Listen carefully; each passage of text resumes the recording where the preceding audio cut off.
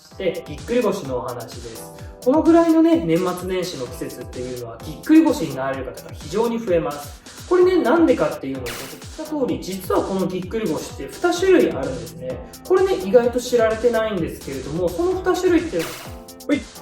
皆さんこんにちは。豊か生態院チャンネルのしょうです。今日のテーマ、実は2種類あるぎっくり腰、お送りします。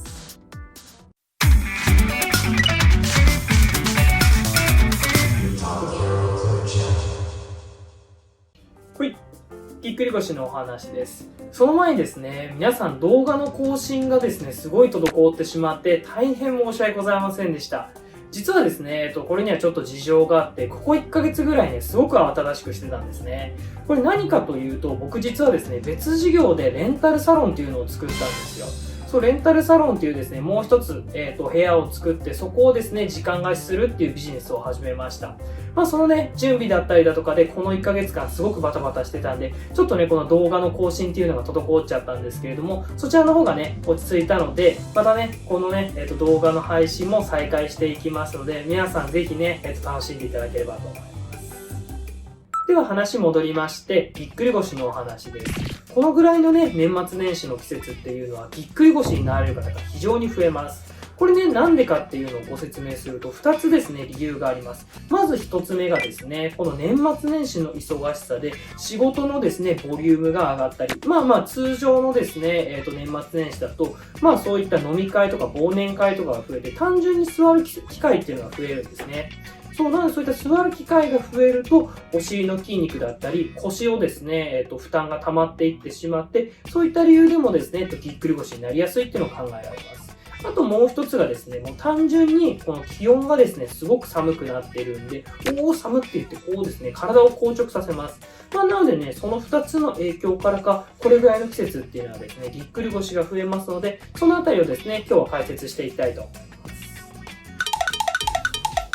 で、冒頭でお話した通り、実はこのぎっくり腰って2種類あるんですね。これね、意外と知られてないんですけれども、その2種類っていうのは何なのかっていうと、怪我のぎっくり腰、あとは疲労が蓄積でのぎっくり腰っていうのがあります。その2つをですね、今日は解説していきたいと思います。ではまずですね、怪我のぎっくり腰、腰椎捻挫の方からですね、ご説明していきます。このね、ぎっくり腰をですね、医学用語で腰椎捻挫って言ったりします。捻挫っていうのはね、皆さん聞き馴染みあると思うんですけれども、足首だったりですね、関節をひねってしまうこと。それをですね、捻挫って言います。それの、腰骨バージョンっていうのが、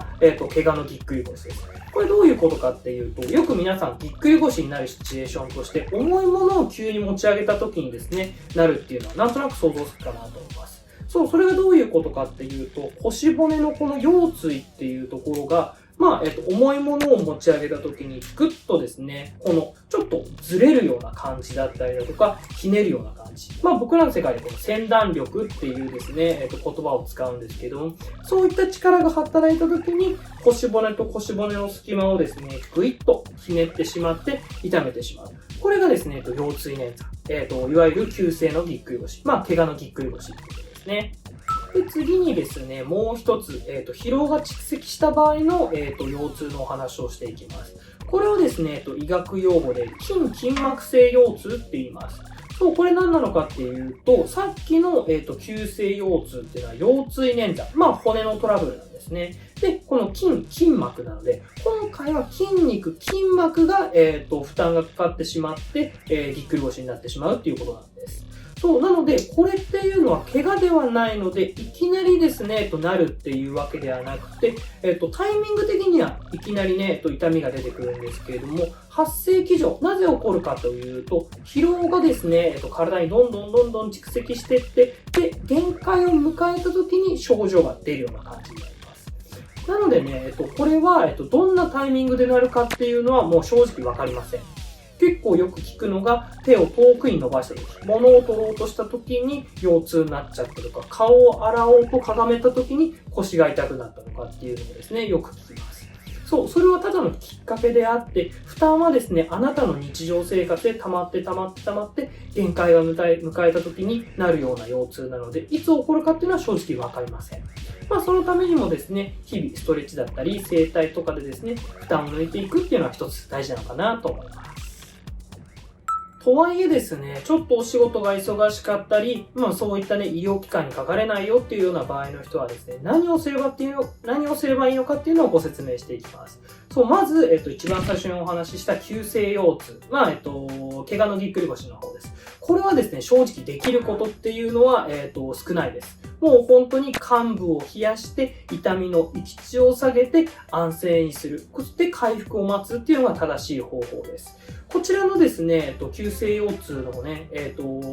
ぎっくり腰の方は動かしてしまったりとかすると症状が悪化する恐れがあります。なのでね、もうこっちは安静にして、もうおとなしくしているっていうのをですね、推奨します。で、もう一つの筋膜性腰痛。こっちの方はですね、筋肉が固まって、動かなくなってしまうっていうような症状なんで、これはですね、少し、軽く動いてあげたりだとか、ストレッチっていうのをですね、痛みのない範囲、痛気持ちいいなと思う範囲でですね、やっていただくことをお勧めします。そう。なのでね、このあたりの対処療法を間違えてしまうと、さっきも言った通り悪化してしまう恐れがありますので、そのあたりをですね、注意してください。はい。ここで突然ですが、ゆたがクイズです。ぎっくり腰、英語で言うと何と言うでしょうか？ A、魔物の一噛み。B、魔女の一撃。ぎっくり腰、英語で言うと A、魔物の一噛み。B、魔女の一撃。正解は B の魔女の一撃ですね。そう、ぎっくり腰のことを英語でですね、魔女の一撃、Witch's Blow って言います。ね、英語のこういった表現センスってなんか優れてるものありますよね。では次にですね、ぎっくり腰になりやすい体勢っていうのをですね、解説していきます。これは先ほども言った通り、腰椎捻挫、急性の怪我のぎっくり腰、あとは筋膜性腰痛、疲労が蓄積してなったぎっくり腰。これはね、両方とも言えます。これはですね、共通した体勢っていうのが、これがですね、膝が伸びきったような状態で、下から物を、持ち上げようとしたとき。そう、これがですね、腰がね、一番痛めやすい姿勢なのでですね、膝を伸ばしながら下のものを持つっていうのはですね、絶対にやめてください。これね、なんで、この体勢が腰が辛くなってしまうかっていうと、この前屈になった時に、この腰の筋肉、触ってもらうとわかるんですけれども、この時緊張しています。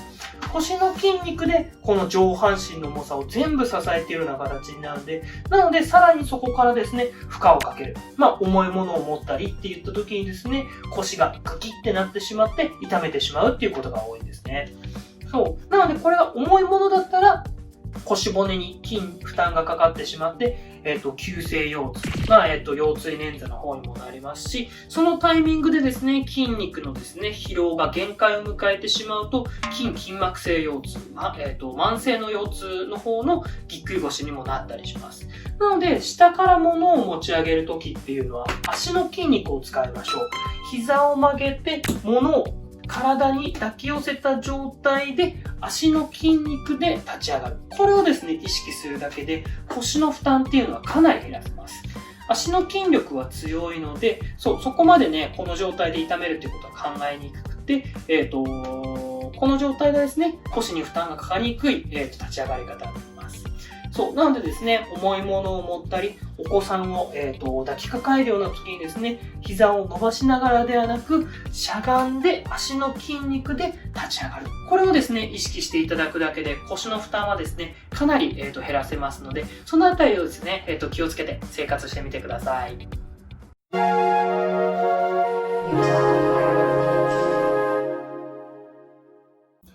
はい。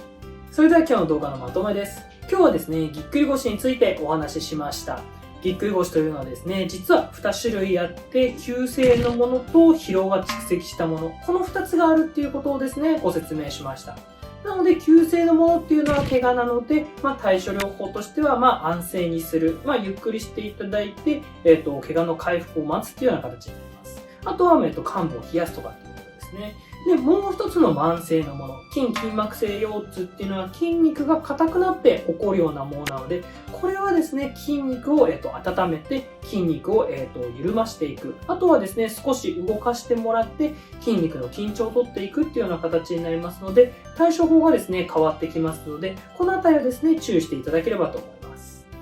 あとはですね、腰痛になりやすい体勢として、膝が伸びきったまんまの、前屈、前かがみの状態っていうのは腰にすごく負担がかかるので、下から物を取り上げるっていう時はですね、足の力を使ってですね、膝を曲げてしゃがんで、物を体に抱き寄せて、持ち上げるようにしてもらうと腰の負担が減らせますので、そのあたりをですね、注意していただければと思います。で、補足としてですね、もしそういった腰痛になってしまったりだとか、その腰痛をですね、予防するためのストレッチ、何をすればいいのかっていうと、僕のですね、前の動画で上げているんですけれども、座りながらできるお尻のストレッチだとか、もも裏のストレッチ、あとはですね、ももの前側のストレッチっていうのもですね、そのあたりの筋肉っていうのが硬くなると腰痛になりやすいです。なのでね、そのあたりの、ストレッチをやっていただきながら、腰痛になりにくい体っていうのをですね、作っていっていただければと思います。今度ね、そのあたりをまとめたですね、ぎっくり腰対策の、動画も撮っていきますので、ちょっとね、楽しみにしておいてください。ほい。今日の動画、いかがでしたでしょうか？こういったですね、体の知識の動画っていうのは、一回見ただけではなかなか覚えられません。何回か見ていただいてですね、こういった体の知識をですね、覚えていっていただければと思います。そこでですね、チャンネル登録していただくと、この動画が見やすくなって、あなたのね、健康増進に役に立つかなと思いますので、もしよろしければチャンネル登録、いいね、よろしくお願いいたします。それでは今日も豊かな一日を。バイバイ。